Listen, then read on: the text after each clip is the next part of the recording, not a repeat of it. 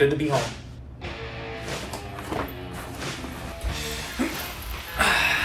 All moved in. Now I get to just relax, take a breather, and watch a movie to decompress. New Zack Snyder movie on Netflix. Rebel Moon Part 2, The Scargiver. There's a Part 1? The last thing I want to watch right now is a Zack Snyder movie, let alone 2. Let's move on to something else. The Fast and the Jurassic? Star Shrek? Jaws Mulaney? Is that one even real? What the? And this one just says The Come! Fine, I'll watch Rebel Moon. Jesus Christ. This is the price I pay for almost destroying the multiverse. Here we go.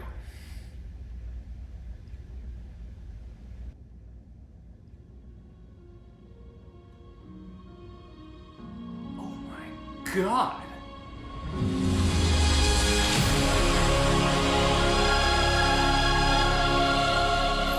Holy Spussy!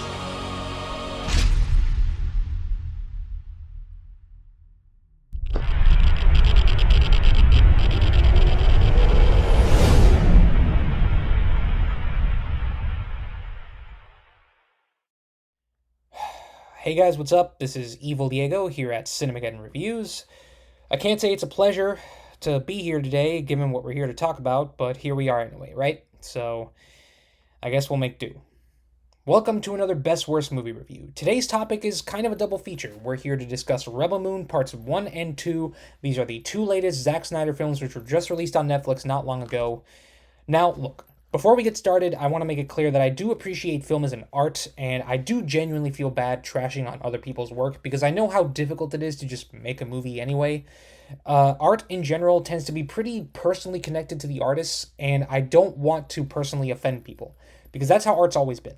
Yes, I do find it cathartic to just trash talk a really bad movie after I see it. I know I myself am a pretty petty person when it comes to the stuff that I don't enjoy, but Zack Snyder seems like a genuinely nice guy in real life, and I don't mean any of what I say as a personal slight against him. However, Rebel Moon seriously made me question quite a few things about his work as a filmmaker on a level that I never have before. Now, I'm not going to be a hypocrite about this. I've enjoyed a few of his films in the past, like the 2004 Dawn of the Dead remake, his adaptation of 300, and most recently, the Snyder Cut of Justice League. He's never made a perfect movie, but at least with these three films, I did find enjoyment in them. Then there are some films that I used to enjoy until either I grew out of them or I really started noticing their flaws, like Man of Steel or Watchmen, and upon rewatching it kind of feels like he didn't really understand the kind of story he was making. Then there are films that I never liked and I've never understood why other people did, like Sucker Punch, Army of the Dead, and most notoriously, Batman v Superman Dawn of Justice. And if you're wondering what my thoughts are on Guardians of Ga'Hoole, well, even I have my limits, let's just leave it at that. The point is, Snyder definitely has a dedicated fan base, and I don't want to get into a discussion with Snyder Bros about what makes his films good or bad, but it's clear that he's got his own style of filmmaking, and people do appreciate it. But Rebel Moon inhabits a very specific niche for Zack Snyder, because I've seen some shit from him, believe me. Save Martha! But nothing quite like this, so without further ado, let's examine why Rebel Moon Parts 1 and 2 are in my opinion the two worst movies that Zack Snyder has ever made. And of course, just like all my best worst movie reviews, this means there will be heavy spoilers for both of these movies. You have been warned. Okay, let's do this. Now I'm going to preface both of these reviews by making one thing clear. Rebel Moon was originally a script for a Star Wars movie that Zack Snyder pitched to Disney, and was promptly rejected, because even the people who greenlit this Somehow Palpatine returned. thought that what Zack Snyder has in store for us today was not good enough for them. Now, Netflix obviously invested a lot of money in this movie, especially with the merchandising. Action figures, Bluetooth speakers, licensed deals with food and drink brands, clothing lines. You name it, they pulled out all the stops. They were positive that this was going to be the next big thing. These are pictures I took at Walmart of shelves chock full of untouched Rebel Moon merchandise. When I found this, it was 2 weeks after Rebel Moon Part 1 premiered in theaters and 1 week since its premiere on Netflix. So just so you're aware, we are scraping the bottom of the sci-fi barrel here. Now, just to make this video a bit more organized, we're going to talk about one movie at a time, and we're of course starting with Rebel Moon Part 1, A Child of Fire. This epic adventure tells the story of a peasant from a farming community who travels a great distance in search of fighters to mount a resistance against an oppressive regime that seeks to mine their home for its resources. Wait a minute. Okay, here, let's try this again. Rebel Moon Part 1 tells the story of a ragtag group of noble warriors who travel from far and wide to help a destitute village defend themselves from bandits that... Bandits? What the hell is wrong with this thing? Okay, one more time. A young farmer from a destitute planet... God damn it!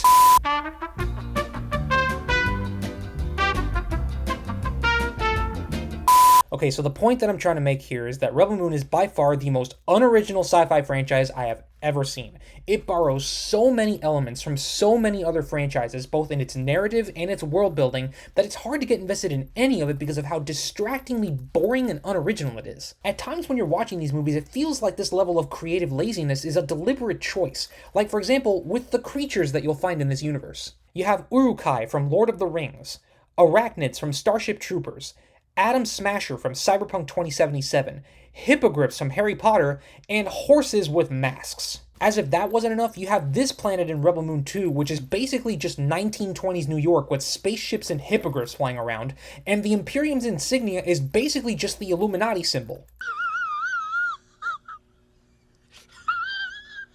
It's actually incredible how derivative this universe feels. Not a single part of Rebel Moon feels even the tiniest bit original. You can probably create a bingo card of how many things Snyder rips off here. That's not even to mention what he does with the story and the characters.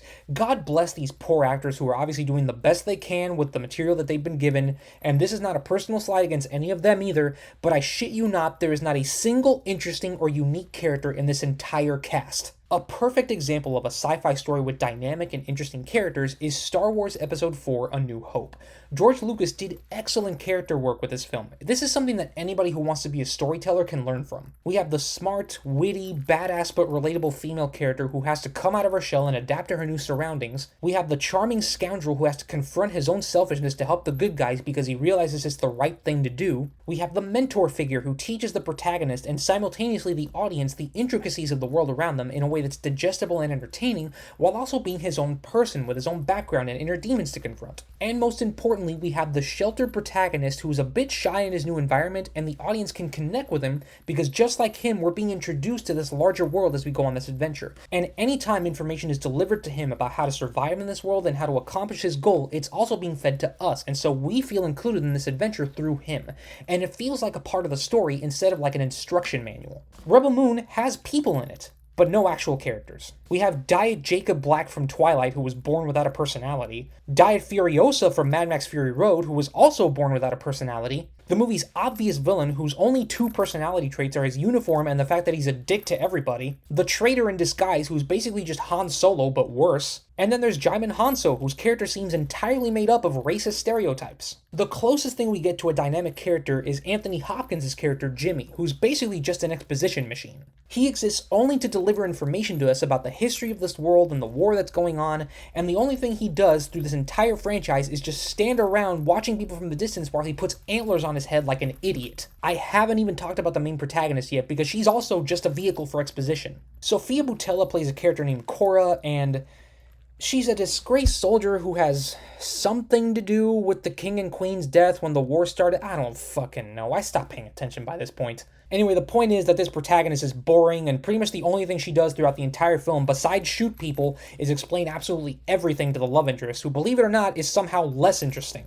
And this is Snyder's way of just info dumping on the audience any chance he can get. We're going to come back to the characters later because there's still one supporting character left that I haven't mentioned, and whew, boy, there's some pretty horrific choices made for a characterization, but let's not get ahead of ourselves. Now, it's no secret that Zack Snyder can come up with action set pieces that are exciting in concept and have generally pretty good visuals. This is one thing that has always been consistent about his work. But many people who dislike Zack Snyder have criticized the overuse of slow motion in his action scenes, and Rebel Moon may suffer from the most obnoxious slow motion in his entire filmography. There are moments in the first, and especially in the second movie, where there's absolutely no need for the amount of slow-mo that he uses. But he does, and it makes the movie feel that much longer because of it. Rebel Moon Part 1 is 2 hours and 14 minutes long, but it feels like a 5-hour extended cut where the only thing they added was just more slow-mo. And the odd thing is, this is only part one of a larger story. This is the exposition movie that's supposed to set up the world and the characters and the larger story that we're about to see. And yet, despite how long it feels, it also feels like not much really happens in it. And this is another problem that I have with Rebel Moon Part 1, and that is the pacing. The story that Snyder's trying to tell us in Rebel Moon is really messy and convoluted, and Snyder has no idea how to deliver all this information to us in an engaging way, so ultimately, what we end up with is just constant info dumps with the movie's dialogue scenes. And I keep coming back to this overuse of exposition, but this is really bad, you guys. This is the worst I've ever seen in a movie. Scene after scene after scene is just characters talking to each other about how things work, what people's reasons are for doing the things that they're doing, why we should care, instead of making us feel through things like action and subtext and important choices that move the story forward.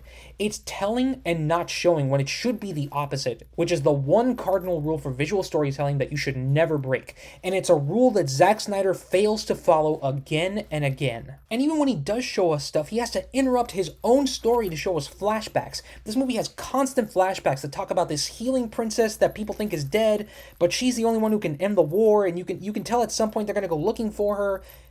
Are you lost yet? Because I definitely was. Jesus Christ, this movie's a fucking mess. And I'm not even done explaining the story yet. So all kidding aside, the majority of Rebel Moon's story, at least in parts 1 and 2, takes place on a planet called Velt. The army of a fascist military faction known as the Imperium demands that the inhabitants of this little village give them all their grain because they really need grain. Honestly, it's never clear why this situation is so urgent, and this is where Rebel Moon really fails at telling a compelling story, because it genuinely doesn't feel like there's any urgency or relevant stakes to the plot. Let's take another sci-fi franchise that revolves around exploitation of natural resources, that being Dune. Dune clearly establishes that the spice harvested on Arrakis is necessary to enable long-distance space travel, and is therefore the one element they have to continue upholding their economy. And because of the unique ecosystem that Arrakis has, it is the best and only place in the known universe where you can get large amounts of this spice. Which explains why the spice is so important and what the infighting between houses Atreides and Harkonnen is all about, and it also explains the reason for this war and why the Fremen want their planet left alone. Rebel Moon does establish that because of this galaxy-wide war that the Imperium is running low on food, but it never establishes why they need Velt specifically, and specifically this one little village, which seems to be the only one on the whole planet that they're harassing, to provide them with obscene amounts of grain for the army. I'd understand if the movie had established that this is somehow the last planet where you can get grain, or one of the last few planets where the Imperium can get any kind of food at all, but it never does. I do have a theory that could explain this, though. It's because Belisarius, the big bad of this franchise, has a birthday coming up, and he really wants a giant birthday cake, and they don't currently have enough flour to make a big enough cake for the whole Imperium army to eat. So that's why they need grain so bad, because that's how birthday cakes are made. And I think that might be a spoiler for Rebel Moon 3. What? Bro, what are you talking about, man? Now, I mentioned earlier that despite the long runtime, this movie doesn't have much going on, and I also mean that with the basic beats of the story. Once the protagonist decides she's going to organize a resistance and go all across the galaxy and gather fighters to fight all these space Nazis, pretty much only 3 things happen over and over again. She and the love interest arrive on a new planet, they meet a new character, they ask them to join. Sure, there may be the odd action scene once or twice, but it still doesn't change the fact that this plot is repetitive as fuck and seems to go on forever. But eventually we do get to the very sudden third act where Charlie Hunnam's character betrays the group because he's afraid of the exact thing that he allows to happen by betraying them, which is that the bad guys win. And inevitably it results in Charlie Hunnam getting killed. Because what the fuck did he expect? What are you? An idiot sandwich. Anyway, a big battle ensues where the good guys win, and Cora defeats Ed Skrein, and then the good guys all return to Velt, as you might expect. Now here's the part where I let you guys guess what the big twist is at the end of this movie. I'll give you a hint. It is the most predictable twist you could possibly think of for a sci-fi movie that takes place in space. I'll give you another hint. Roll the clip. No. I am your father. In a shocking turn of events, it turns out that Belisarius, the main antagonist of the whole franchise, is the father of the protagonist. Did I mention how unoriginal this movie is? And I hate to be the bearer of bad news, but as a famous man once said, But I'm not done yet. So Ed Skrein's character, Admiral Noble, who it turns out did not die in the last film, vows revenge against Cora and sets off back to Velt to get what he wants once and for all. Meanwhile, Cora and the warrior she's assembled prepare for the arrival of the Imperium and the inevitable battle that'll ensue by farming and harvesting grain. Because that's what Snyder Bros were excited for in anticipation for this movie. I'm not even kidding. A major plot point in this movie is when Jaimin Hanso makes a big speech about how important it is to harvest as much grain as possible in 3 days' time, otherwise the Imperium, who needs this grain really badly, will just blow them up from the sky without needing to land. He thinks that the only thing that could hold them back from this is the grain that they're about to harvest. We'll come back to this later. And this first half of the film could be considered Zack Snyder's adaptation of Stardew Valley, I guess, because for the next 3 scenes that take place on Veldt, we get the dumbest thing that I've ever seen in any of his movies. Yes, even dumber than Martha. We get montages of non-stop, slow-motion farming shots. Cutting grass, harvesting wheat, grinding flour. This, ladies and gentlemen, is the pinnacle of modern sci-fi cinema. Whatever cake or pasta or French toast they're whipping up has gotta be next level if it's getting a slow-motion montage. Yes, sir, it doesn't get more exciting than this. No, seriously, it doesn't get more exciting than this. As you can imagine, the rest of the movie's even stupider. This is actually the weaker of the 2 movies, if you can believe it. And to save you the suspense, it not only suffers from pretty much all the problems that Part 1 had, it also renders your need to watch Part 1 completely moot, pretty much in the first 2 minutes. I'm not even kidding. Rebel Moon Part 2 opens with Anthony Hopkins' character once again narrating everything for us, except because this movie picks up immediately after Part 1 ends, the only exposition he can give us is a summary of the events of the first movie, essentially eliminating your need to even watch it in the first place. Why? Why did you keep that narration in there? Why don't you just open the movie some other way? Why did you make this a 2-part movie if you're just gonna do that? Why, Snyder? Why? I mean, it's bad enough that not enough happens in the story to justify splitting it into 2 parts. How do you not at least have the forethought not to shoot yourself in the foot like this? Do you even want people to watch your movies? The plot of Rebel Moon 2 is basically filled with redundancies like this one. We'll get to more of those later, but one thing I do want to talk about right now is the action. As I mentioned before, Part 1 is the exposition movie. This is the Dune Part 1 of the franchise, for lack of a better term. And that means that Rebel Moon 2 is going to be the meat and potatoes of the franchise. It's going to be the one where all the big action scenes happen and all the big battle happens and the story comes to a close, right? Wrong. The actual battle doesn't occur until halfway through the movie, and it's just one continuous action scene that's just tiresome to watch. It's chaotic, it's loud, and it has even more obnoxious slow motion than the first movie. And this story progresses by way of some choices that the characters make that literally make no sense. The biggest plot hole Rebel Moon 2 has is the way the battle is set up from a tactical standpoint. The Imperium ships have infrared scanners that are able to reveal the good guys' entire strategy to Ed screen. Furthermore, they have more firepower, more men, and literal space cannons. So to win this fight, they don't even have to land on the planet. And I don't know about you, and I don't care how much Snyder insists how important this birthday cake is, a couple of bags of flour produced by one small village on a planet that's probably covered in wheat from North Pole to South is not going to be enough to keep me from following Ripley's advice in Aliens. I say we take off and nuke the entire site from orbit. It's the only way to be sure. And again, this fight doesn't even have to happen in the first place. They can just ignore Veldt completely and move on to some other planet to get food. Why do they need grain so bad? You have meat, vegetables, fruit. Why am I talking about food so much in a movie review? I feel like an idiot. Oh look, there's Anthony Hopkins' character still not doing anything. Isn't this guy great?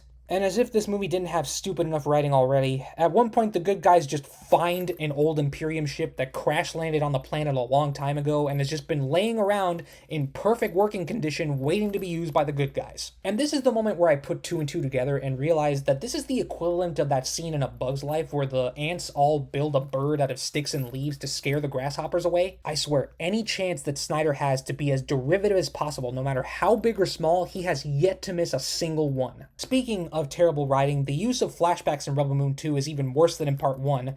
At one point, Jaimin Hanso just sits down with each of the warriors at a table and essentially becomes the group's therapist. He goes, hey listen, I know we've only known each other for a few days, but if we're gonna beat these guys, we have to trust each other. So everybody trauma dump right now. Spill your deep-seated traumatic memories that have shaped your entire life and personality to these complete strangers. And as you can imagine, it's incredibly easy for them to just nonchalantly relive the memory of their homes and loved ones being slaughtered in front of their eyes. We get 4 flashbacks back to back, each one less interesting than the last and riddled with plot holes, and it feels a lot less emotional than it should be because of how boring these characters are. Now, I had mentioned before that the character work in Rebel Moon is basically non-existent. Every character is either a vehicle for exposition or just a face that fights people. But there's one character that I haven't brought up yet, and her name is Nemesis. Now, her backstory is that she lost her family when the Imperium killed them, and she had these gauntlets laying around that are like an ancestral gift, or they're like laced with magic or something, and whatever. And she lopped off her own arms and put them on so she can get her revenge. And honestly, it just reminded me of this. SpongeBob, my legs are frozen solid. You'll have to cut them off with a saw. No, Patrick, I can't do that. Why not? Because I already cut off my own arms. No! What the? So her whole thing is that she misses her kids, right? And Zack Snyder tries to establish a found family arc by setting her up with this little kid from the village in Velt. And that has the potential to be really heartwarming, but this movie sucks. So instead, what we get are these extremely uncomfortable interactions between them that have no dialogue and give off the worst vibes you can get for a 40-year-old woman and a 10-year-old boy. You know exactly where this is going.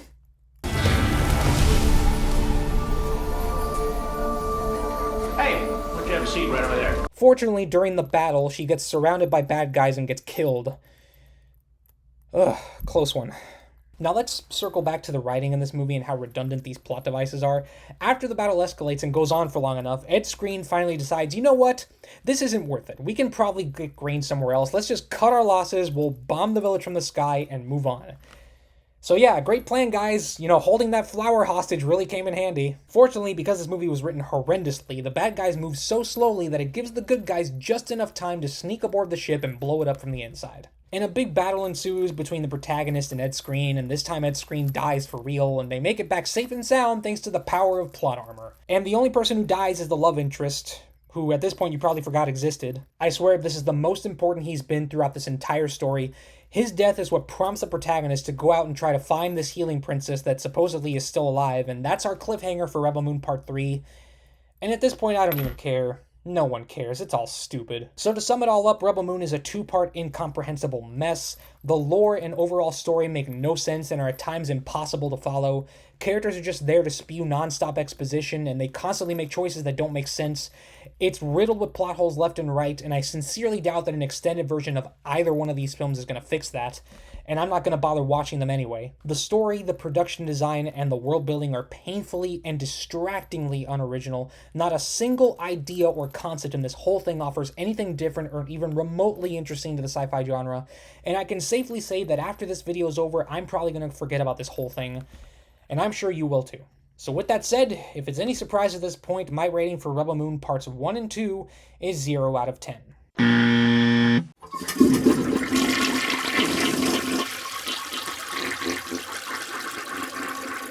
Honestly, I wish I'd watched Star Trek instead, but right now I just want to decompress and watch something actually good. So with that, my review is done. Thanks for watching, guys. I hope you enjoyed my pain and suffering. It is what I'm here for, after all. Be sure to like and subscribe, support our Patreon, and find us on all our social medias. This has been Evil Diego for Cinemageddon Reviews, and I'll see you all next time. Oh, God.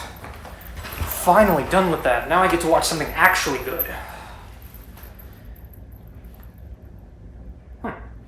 Spirit Stallion of the Cimarron. I've never seen this one. And I still haven't. Okay, that's just awesome. Okay, now what?